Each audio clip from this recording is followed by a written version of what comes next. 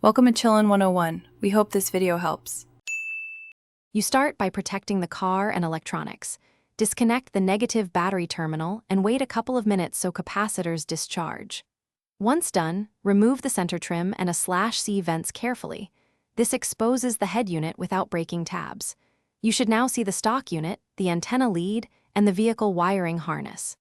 Make sure to note connector orientations and snap photos. This helps when reconnecting. At this point, you're ready to extract the old head unit and prepare adapters. You now focus on solid electrical connections. Plug a Tata-specific wiring harness adapter into the car harness so you don't cut factory wires. This preserves airbags and CAN lines. Match power, ignition, ground, and speaker leads, crimp or solder, and insulate with heat shrink for reliability. Connect the antenna adapter to the new head unit and mount the GPS antenna high on the dash or behind the windshield. Coax must avoid sharp bends. If you want steering wheel controls, attach the You're finishing the install.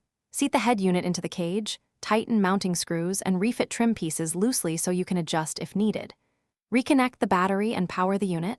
Check radio, speakers, and reverse camera if fitted. Next, test GPS. Allow a few minutes in an open sky area for satellite lock and run any map or firmware updates.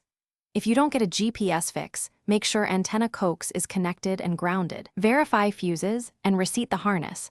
Those fixes solve most issues. Thanks for watching. Consider subscribing if we helped you.